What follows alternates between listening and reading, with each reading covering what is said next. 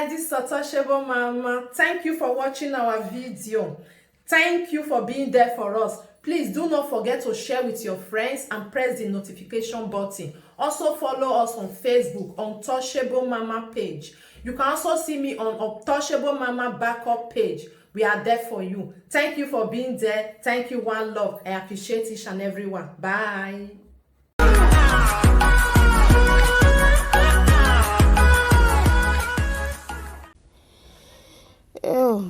Iyore nuda irilize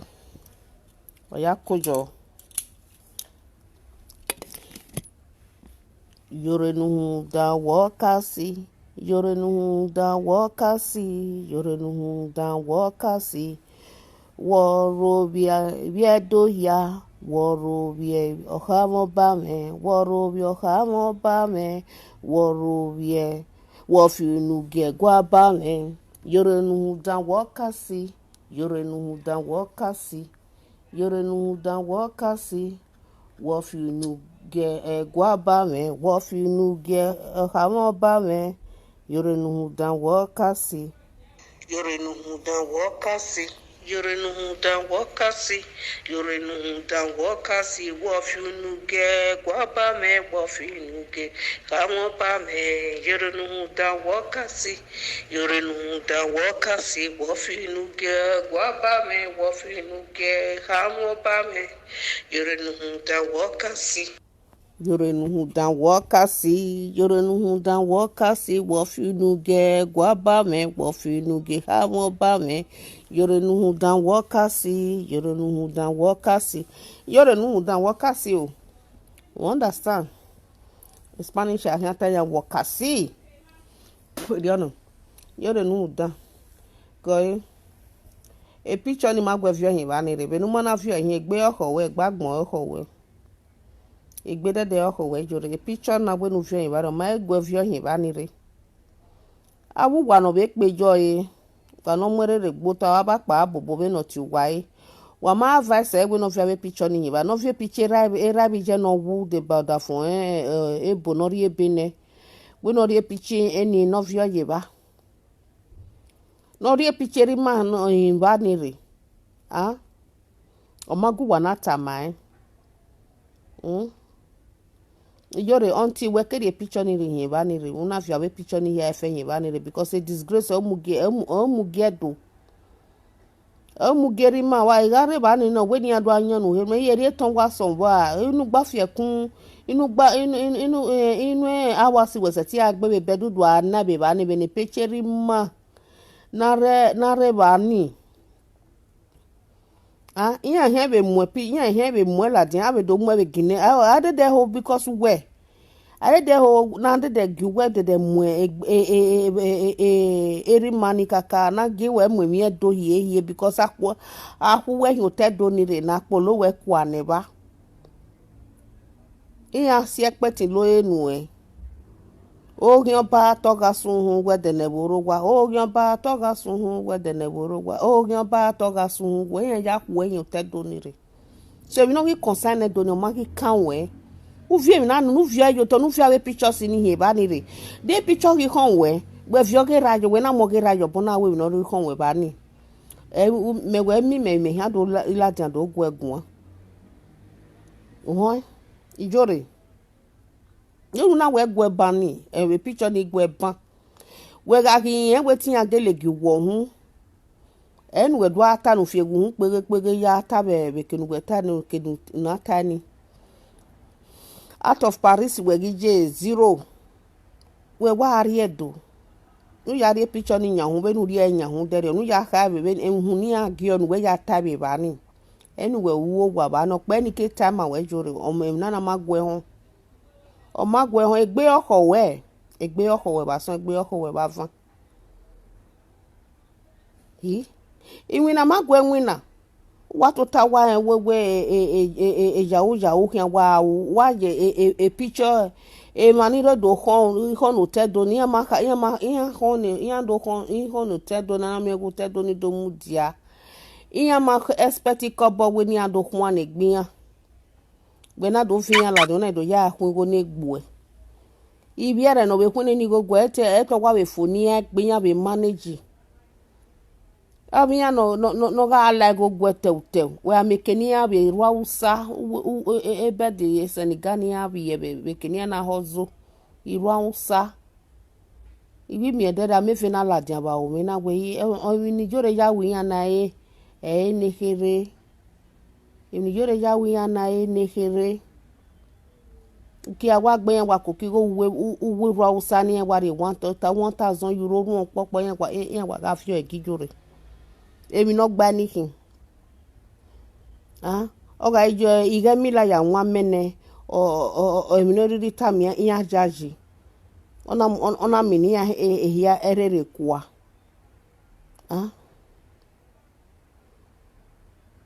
idiani yesige kedogu iminu kwedo no ya donate go mune abi mota kedo okebedo we mi ibe okokigo bo bibie ibie doa abi dan kokigo bo bibie do no ye gbe ya fi han do meke na de gbe dolore we na total ba nu na bro washing ya eri ya ge wo hu wo azepe wo be diani yesige wo gi be diani yesige o ma o revelation ni mi ya do tana o wa ma show wa na show ne ya to the revelation wa hu wa show oku na share una share make it reach because of we yin get video me yin get we the guy ba o ma me no ta te me nu hiata me mo pa nu ata nothing nu hiata because o ga be jawu ni nu wa jawu nu ni ijore abe mi dan ya fefe mami ekene bo ya na senu ebo ahia senu kene bo ya na senu obo ni nu he ya tale me any live video presenters no really gwegun ama obo ni na ka we ige keni eje obo o he no he ya gwi ma he ya ta ma we ge mi na be live video presenters we ni ya kemi pichi ya oguri ahia o we ni ya we mi ni ya wusu ma ya we ni ya we mi obo ni owebu ni eje keni evi ogweji ni wi yen respect ne oba kin yen respect no dion rebu yen respect no maroporopa boni na senu osenu mani o mani ga igari uji ne no so yo na igari uji no bari ri ni je e ha me no rebu kemi no ri esenu be sene oga o azen ori picture live video presenter sigari na ya webo na ya we mi kemi. Good evening, my sister. How you dey? How that side? You say you go come here. I no come hear from you. Oga ebo ihan we.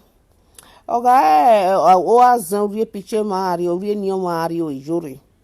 Onaga o azen onaga o so no. O azen ni den ya respect no bagin ya respect ni no wan be ba ya respect no edion be ba ni. Mi nu ya ta mi ya. O ya na se. O yin ga igari uji ine ni ka ori ne dion ni are do ba bo azen be ba ni o so be ba ni kemi ni ariri unu be ni na ri uji ni eni esenu o so kuma ju hu ya mo o Iyore no wi obi omoze no ke kare do yen utobaji we iha run da we ewe bona ni imagine iya be mo ba oba yan wa me they have their own king yan wa mo ba u yan mi ebe na Spanish na ekeni me gwa je na since 2006 ya ye me ye mi obi Spanish opala dia de no wo bi yan gege no do finu gie ero de ima emi de bunu they respect the law yan you must have to respect their king, you must have to respect their president no matter what yan respect the king of yan ewi give base mi no sunu wa seso no gbera na ana mi egwe ife ko teme na o zebi gie mi o ya meta because e bi are tin respect king ogun any menori obe no you gba mere we tin do disgrace king ya never imeri respect anybody a king o no gi die me ne ye ho no ga 3 weeks no imeri respect o ho no wa a day no you respect ne no ya die me I have to give that person the respect be mana e Spain na ni meje na a king no ka aro kwa on your beer no this present one or on my wo but he get because the man is sick on do and over no be on when is Spanish near he discuss na put a parliament na do discuss we yen set because every time ya we soldering no be na a which orije on we yen setting the control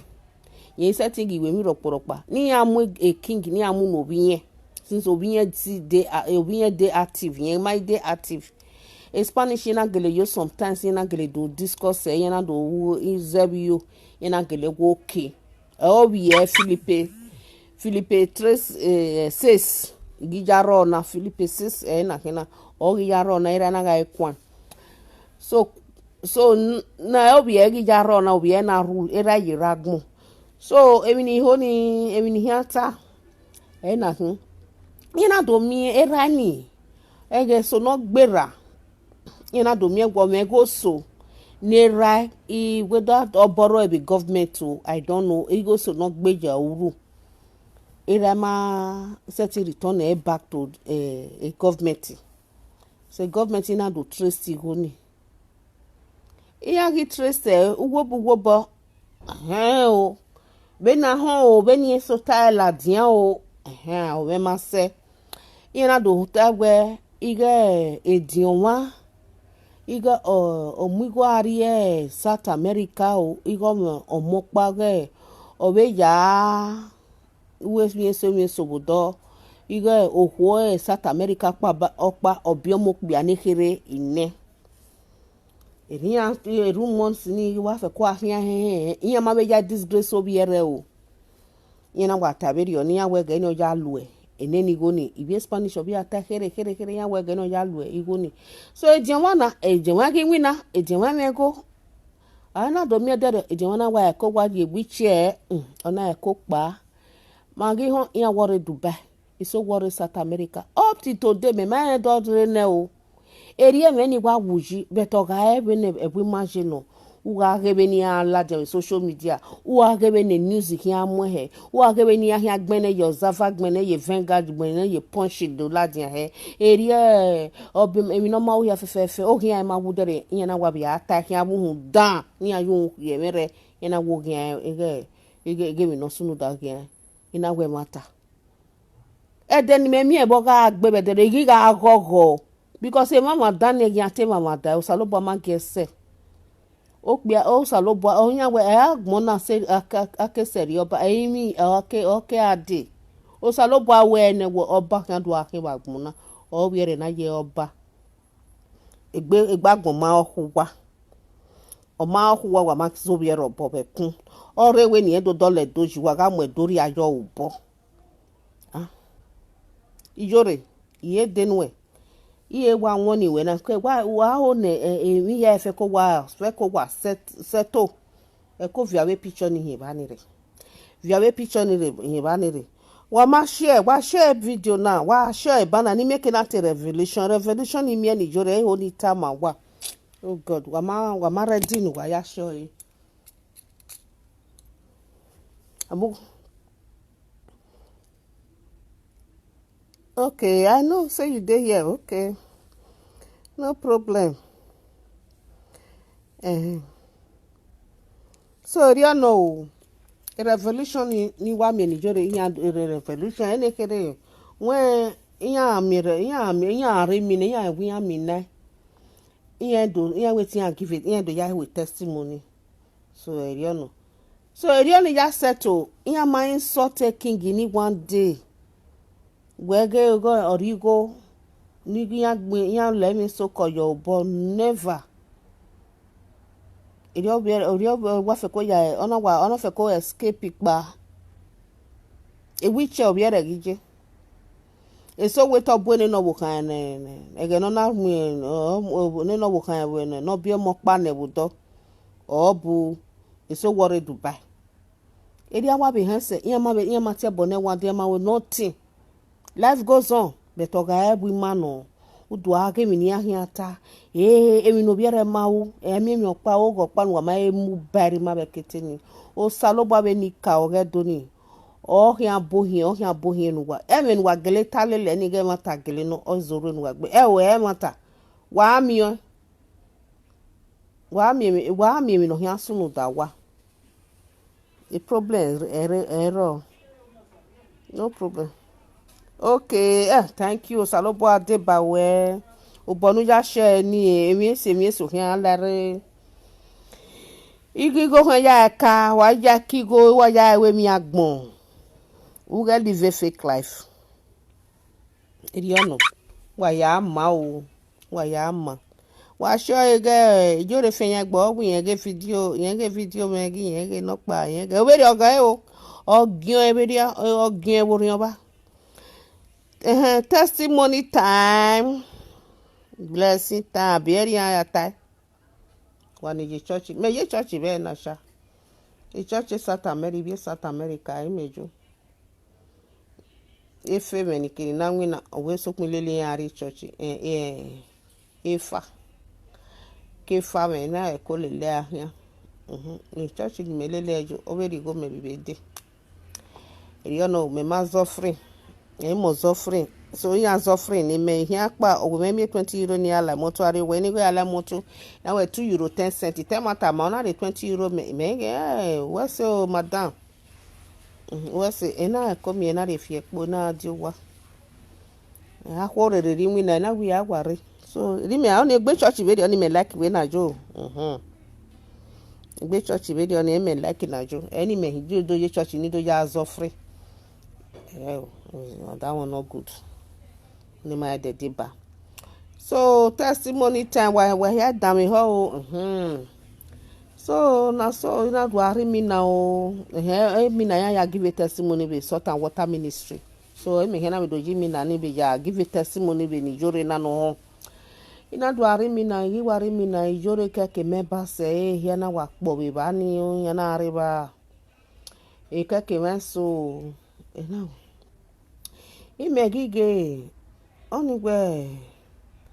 okpa we meba se ogwe ki ewo eki ogodo ikpelikpele okowegwe no sanu kwa we uhiye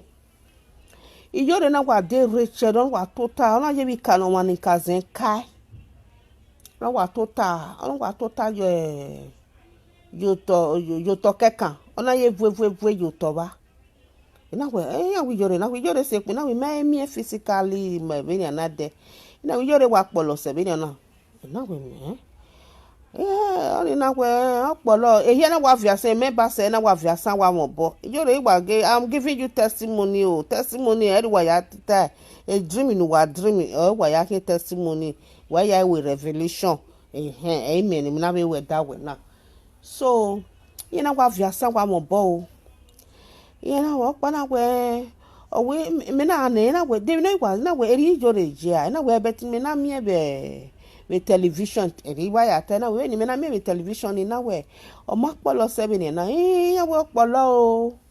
owe mi no se no na polo yi owe ki ogodo ipelikpele bo ko we no sa no kwa wo hiye owe ya na la owe ma me kela we na we la hu Iyore no pa we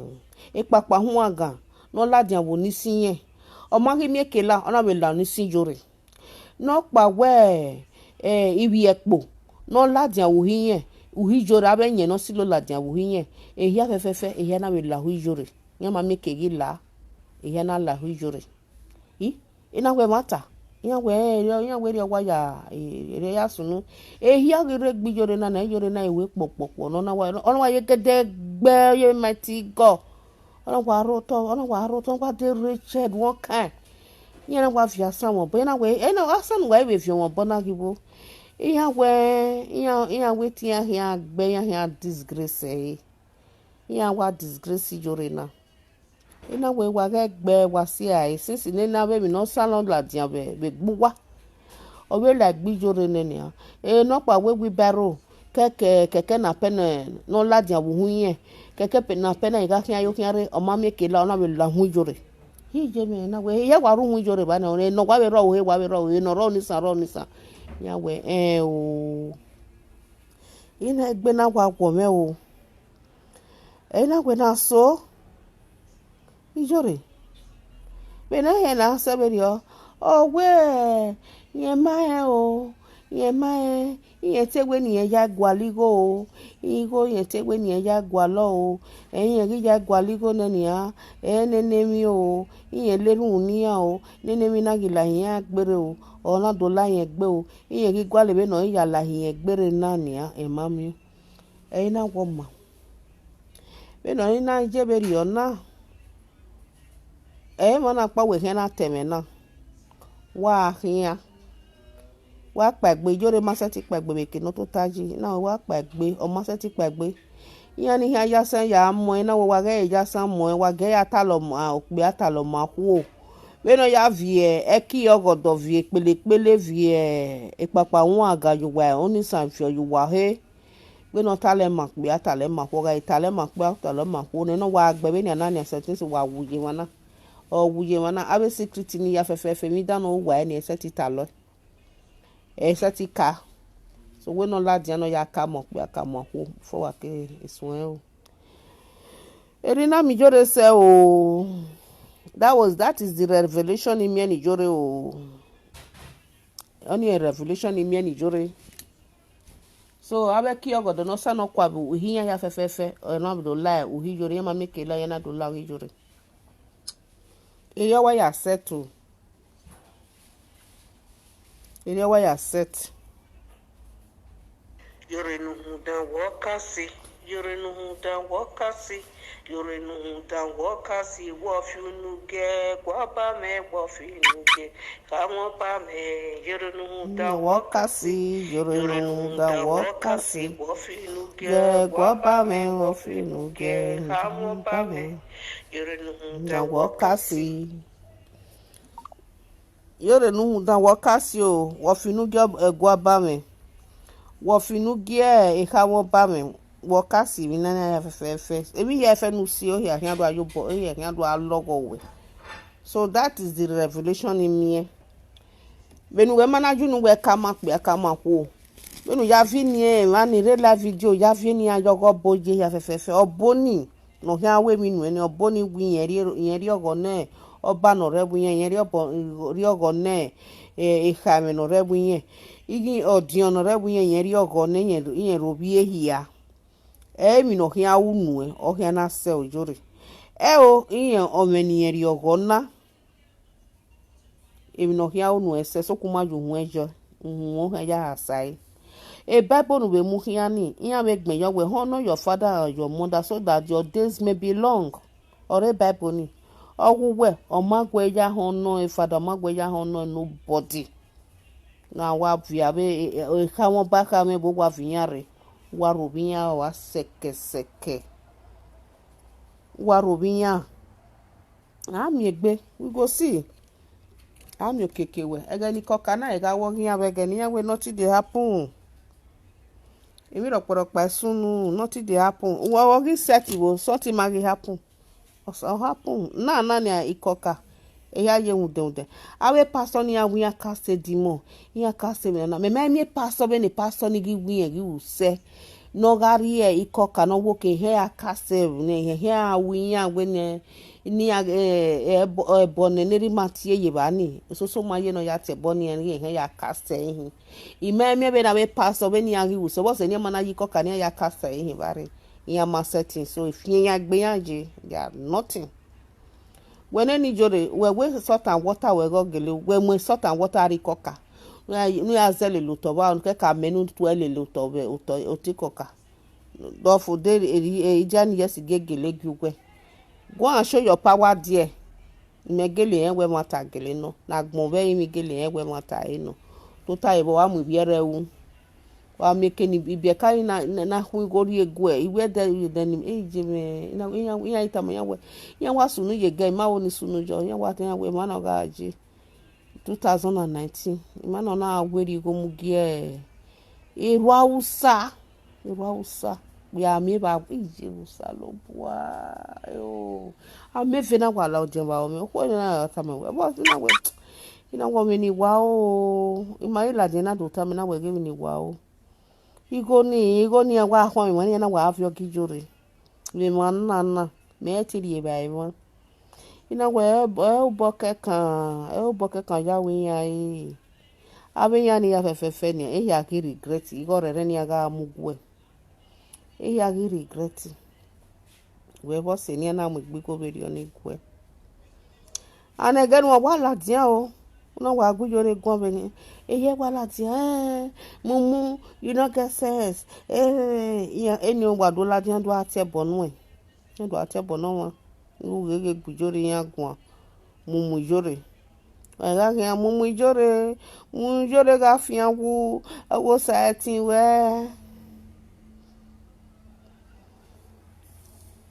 beni an ki konse be no ki din ya nwa jise ya ona ata mi ya we ya ihe to eni ka o ga to pe na we ya na zuo a eni ka o no wu na wa no abe ma ni wu no eni ka o ni a i beni ji me gi we wu ne be ya ata mi ji me wu be ya ka we je mi ato pe be ki no na wu ne abe ni ka ma ni wu lo no ni a ya be ne re ni ya ki gbise ya na ya ti eni ka o ga to pe meme ekenugwe na ya we mi na ni jore wa ya we nu wa ya mabo because iko ni okenu ya bogba nothing o ere ya fijo ere hian la o nothing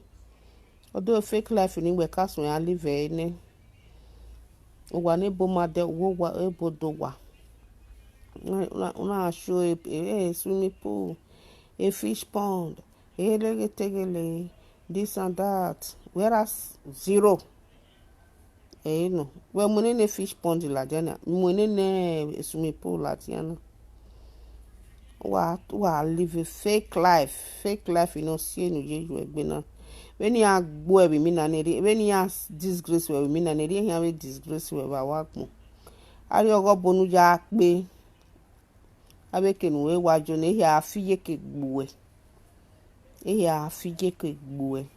unless awo boni keka o azeni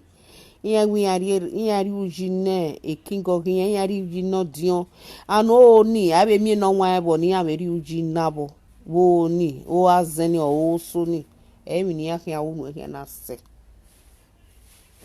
because ime ladia do gbina ne abe dion we robi abe kha mo ba nu we robi abe erima we ga afinu bie me ladia do hona ima ha we utiebo me ima ha wo me pa no me betera mo na tiebo ni ra owe yan tiebo no we go money omo ama bio money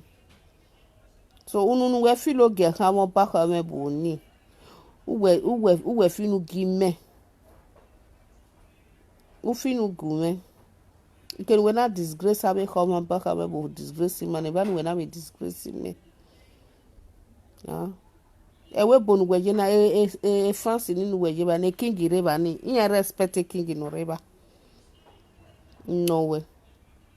we me the citizen of France la don te boni a king ogiya in Spain na je na respect king ya ti o say na jo ni make example be ni na ni was so ma mi bi ya agwa iya kwe bi atese mi ga gie iya wa na ya ko pa ya wa na ya ko pa emi na te bo iwe pari na wa ma ne ke bo ipari eso gwe ya ma ke no igari maybe o de gberi ke no kan no bi mo pa ne bi South America whether Colombia ya ga ata there I don't know ya worry o don so we Dubai ya mi ya hon worry Dubai area kwa ya wa ta se ya wa bi agie ya just for fun but oga ebu manu wa do age emen wa ya ga ta lo abe mona makoko se awoti kanaba mona ma wa me gbera bi je awoti kanaba ni hin o hin ka wa wege ni na yekere o ebe mi oni o Iyore ope nu wegi ke iya kan la o so pikan iya na ji mi ya gbe yan o Iyera me oge no o ugboni no a ugboni me we ho imaju ugboni de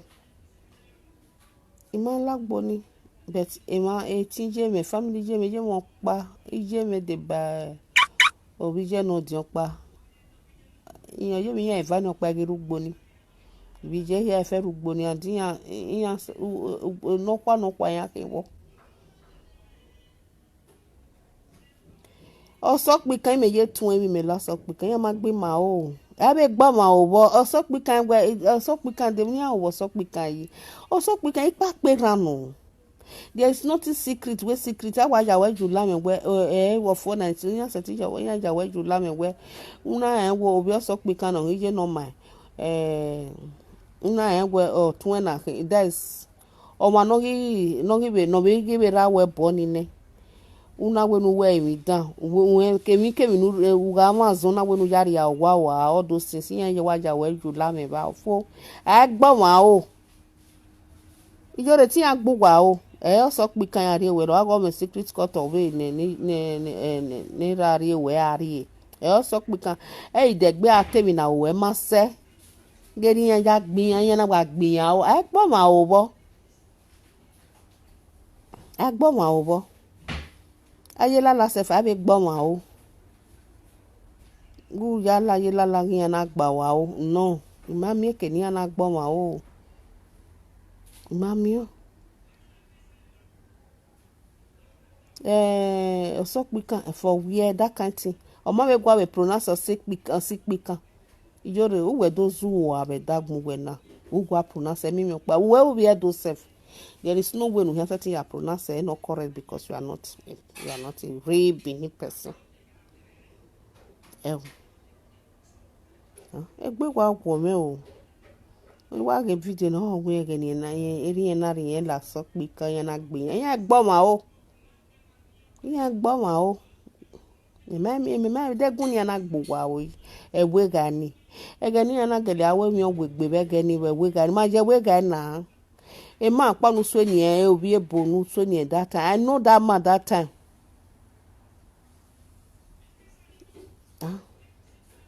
O te yo kore mo ni egun ni me ma lele wo ge mana ikiri yan wa awe yan wa iwe ihebo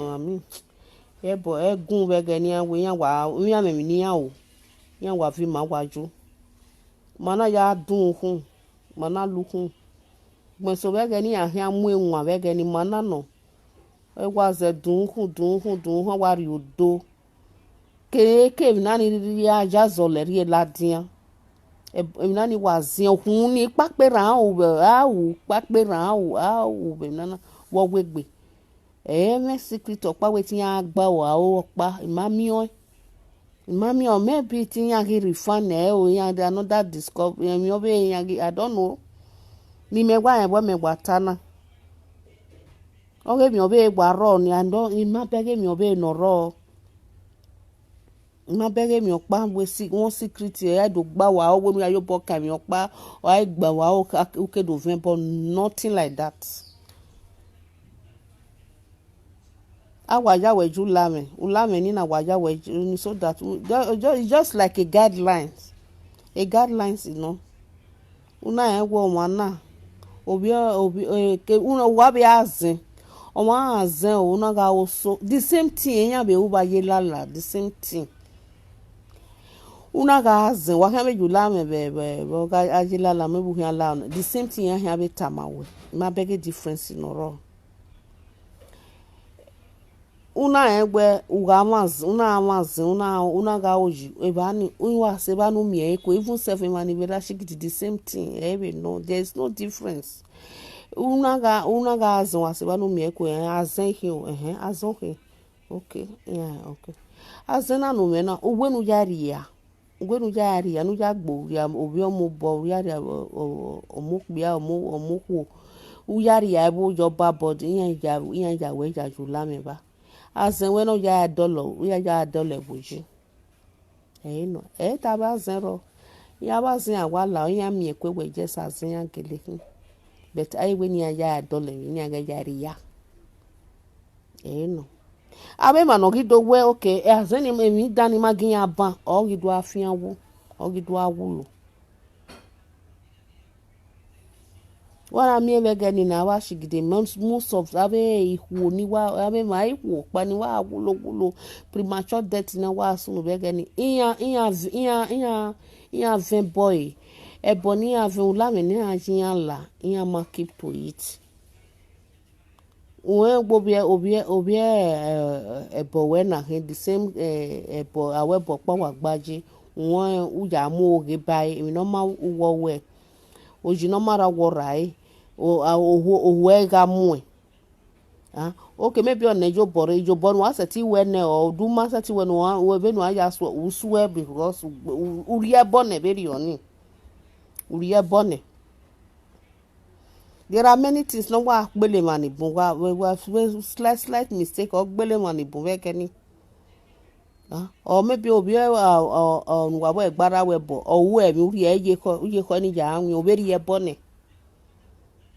bone that is the reason why when wa me na even e ko me na o wa de open even e ba e wa ri e ko me na e ba e wa ejo e gwe me roporopa e me kere e mo wa o me mi igwa talo wa kwa igwa talo awa gbele gbo abe na ije me to aru o to wukun garu gbo ma be de na igwa talo emi no wa o me ni igwa talo di yori abe o imori abe everybody will know ogeni do ri ye ho ni do ya nwie ima di ma boy because if the something ona do large or we talking kaka bo large egbo e ba no garo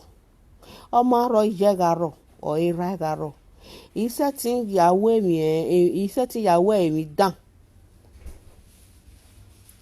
ọwa no giro wegbe ne me ro wegbe obi e do me mi pe ya we mi dan o isetting you ise mi ya fefe a isi a nen we ne ije no ma no bo here dokpa debi no me ni dogele ma riono e jori me video ni jori na wa ki jori yam o ma de say ro pa ye yo weri for we where the seba and there are many people here we are we body yan ware na we bo iba wa se wa masugwe hie abe mane ku yan ga ara shigidi be gani abo kana ki wu ne yan do ga o kani abi ba we mo ka yan yera shigidi o mo ka o ma mi na wa shigidi wa junu yara shigidi o se ni buna rie bo una gele so me ke no ko be sebo e no say the benaka ka bon deeply about ogwegbe imeye tunwen imeye kere be geni ije odafije me yari ma bo bije me obije me ni ma bo egba la we geni na only is not a strong member in deeper life but me set a deeper life because the something that traditional something runs in my blood, in my vein. Era me no kwa ogiobu no so bueno so nani ro me sagene he set to repent where na ya church be na still come back to my belief the gbe adikini ikepa no so many ni jore wa tanu jo emi wa aje me do ya condemn me emi nu ma pa hie ima me do we me gunya na agbian o ima egbe gani just like my village o wa ye village ma ya su go uro nigbe bi anti esi egbesi ogo ehia we are saying many village like that abegbo mede oloten iyohin egboko umogun ya fefe no place mamala ugboko ni yo gboko nu ma gba I know everywhere ma lele here me ma ke no egunira ebwega ni obi wo be me ko wo kabo me ma egunira rie we ari ni na gba wa I don't know ni na gba wa o iya gbo ma o bo iya gba ma o iya gbo ma roporopa o iya gba Imagine ya be me no I don't know. Maybe o me go so ni na gbin a o de ni ahia go gba wa o. My I don't know. My sha. My don't me ni agbin a o. I don't know. My because ya wa I mi fo sha. I fo beti joro o go ta. Gbo ni opa keka me na ho. Gbo ni opa no mi o gbo ni ma je bet. Many things even concerning Ugboni because he just no kwaga Ugboni big woman who no quarry working Ugboni that time. Where Yao, yes, don't forget this name. Oh, yes, when you Bamba now, why we just a post in your garage, running. I don't forget her now. No one, so you don't know what you work about like him. Gbona we mi ma e bede ma waje kino je ni ma bo gba lobi e that time many things o wa ta lo o we meme because o yen we oh she know the type of person me o wa ta le mi ni bon wa ta awe o ta yet weti me nwa na be ni ana me na do ba je me no kwa ni ya re me lagbo ni be ni ewe mi mese ni ya re me lagbo ni be ni me gi go boy se that time just obi okenga ega no that time but if you not say any other man la or sok we can or we that time is that ije me wa bia monodo no ga bia le ne odafi je me ni ye na wa wulo almost 5 children na wa wu ona do keni mesin mi ni opa ma wo opa igaro so na mi dani ga bi do sunu da man ya vi ma do la ma ye kere that was 1975 ega me kana 1975 ya vi ma do ya na vi ma la ma ya ro so ya wa vi ma ya wa ru wegun wegani so ya wa bi amemi ni aga we spend more than 2 months wegun we ba so meno ona wa na igwa huhu me mai be na ya ana ge wa hu na we na ge wo hu we ayari emire igwa he we ijo o igwa we mumua o me wa like we na wa ge wo hu that is the reason why efe me kekin wo kan ya ka bo like me ya we na ya we ya wa na for the way we mo be ibe ka we I do it. No, the woman was forced to tell me where okwopa no ga re mana onyi na bugbo kwa mumu megwa sukwa o na we baya simia we me wa o na we no igwa we right from my childhood wa no so that is the reason why yana kaka ball like me we guni that time ya gi ma hu be keni ati awo na fogwo na wa we no for igwa ga we ya ehia ni ke ya ga lekwa me ije arugwe gun ibani ya dun na dun ya gen na gen we ya fefefe mi atamo wa be a pastor so the me wu na the man is late now me wa mu na owu ne na oh god I beg you make we just forget owu ne the only archbishop in Benin that time so ri awa ta say isu nijo isu ne ye ni eti paga amure begeni o mo ti paro do paka yi joko wa ko la wa me ahia gie ori wegun ya gbe mi na keni mu eji ni ya mula de do mu la de mo hia be mu ene e de ni test story me bi me gi o we me no de na we yo we ri kani mana like a pastor ina wa keke ge sabe pastor ina wa we je wa pe nu we ke abe secret abe pastor now we yes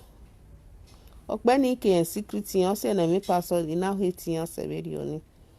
archbishop me tamu we no mana ga we mi ne be geni awa be on ma be mani ati benji omoregi they do that time mana no egbon ri magaje even eri mana ge isama obi ari egbon ri ma with that time I beg you not be everything person will just talk so you dey take your time we dey gbe ajunu ya dey gbe afilu nu ge emi nu ma e dey gbe atai ma de gbe ata ye wa me koto be ni rari o be ni rari we ari no na gba wa o wegbe won o me o be no ri we ari that's 1975 igwa mi ni wa o that's ni yari mo wa ju pe ni we e ma mo ma e pe abi bi ka ni ma e pe ni be timi na all those kind thing eyan fi oju we ba ni keke abe dede no gi fi he ne o me ke na be dede ni bi se bet ma mi bi ka na gie na eyan wa ji awa ma wa la we ya fefefe we ala ola dia mana ya gie ohun you don't see something oh we yan gbin I don't know mama me secret court o me secret court o ni rari we ari ni na gba wa o ugbo ni me hon gian na gbin a o ima be seba iwa be je ho me hon ima on ima seba ni iwa be je ho hon e ga no ogo wegbe yan gbin a o aye lala yan gba o do be me wage another party be no egwan aye lala ni me ju be me mi ni na egbo ma owo wa gele gwala ye lala we jesu ari ekpe we na se ba ni oriri we o ma be tamu we sef wa ari no rekpe me mami ye lala no se be no rekpe mami wa ari ba ni abe ma no fi no wu ko na ye lala gbe o mi abe mi ya fefefe we ya fe ya reba that time anytime you are in Nigeria now we still try to go to that place ari ekpe ya ge me ma be mi ya we gbin ya o ba ma mi o o ma so ni kan concern aye lala o we so pe kan o go ta Iyore to ge gbe o ge ni ogbo ehian na o se ni bi me ba se we ya via sam obo ni ya so agbo ni a abe me ba se we ya so agbo so that is the revelation ni mieri enu testimony ni ri enu ni that is testimony every water we salt and water ministry of wa ga mi na ne wado ya give you testimony. There is difference between dream and testimony, but if salt and water okpa inu otu cousin we wa ho wa we aka o ye do aka Iyore well gi so egbe o even se gbe no gine wo gi so egbe nu do ka ibe members we yan we to kin aka inu mo na aka abi kologbo no suno la wo he ni no pa yen uhe members we do yan wo la we ni so we ma na aka ni a e la dian bore o se na sweet di middle na gigu e o se because abi kologbo ni yaro owo e je o se no bi gbo na we you no get sweet in the middle again ero so we kanania wa ga be kologbo ni ga isuno ladian monaka isuno ladian iya wa ru ewegbe ni ru ohun no ru ovonisan owu opa ona yere ren yivon to abi kologbo abi akinipin ya efe iya ru owu he no ladian we uhe keke oni se members we Iyore Iyore no hu dan wo kasi Iyore no hu dan wo kasi Iyore no hu dan wo kasi Iyore no hu dan wo kasi Iyore no hu dan wo kasi Iyore no hu dan wo kasi Iyore no hu dan wo kasi wo fi nu ge wo ba me wo fi nu ge kawon ba me Iyore no hu dan wo kasi Iyore no hu dan wo kasi wo fi nu ge wo ba me wo fi nu ge kawon ba me Iyore no hu dan wo kasi Iyore no hu dan wo kasi wo fi nu ge wo ba me wo fi nu ge kawon ba me Iyore no hu dan wo kasi Iyore no hu dan wo kasi Iyore no hu dan wo kasi wo fi nu ge wo ba me wo fi nu ge kawon ba me Iyore no hu dan wo kasi Iyore no hu dan wo kasi Yore nu dan wakasi o wafinu ge kamo ba weba bono rute do ni roporo pagi ma. Erie nene mi no pono poko pagi ma. Igi jani yesi ge oge obere asin amagi wo hu. Wakasi o e picture ma no reba via yin ba. Pichi jani yesi ge oge muta we na via yin ba yamagi wo hu. Via yin ba ni we ga gwa le picture ma no via ge rabi jwe ye ba. Abioge rabi jwe iya migo. Iya rigo ladia. Emi ne hu nyanya hu bebe imi ya ne hu nyanya bebe imi buto ni ehena bigo nu ya mu pichi ya jeba mu pichi ya mu jeba mu je e pichi ya mu je e wo ni ba we fe pichi ya gagbe we ma me pichi origime e me mu ye profile go me we gemi we ga jo we e ma ni ya je we si chin ya ni ya we gyo we ga jo we ogi me na me ko mo ore profile me no go me ke yare profile me no ogbera 2 years ni na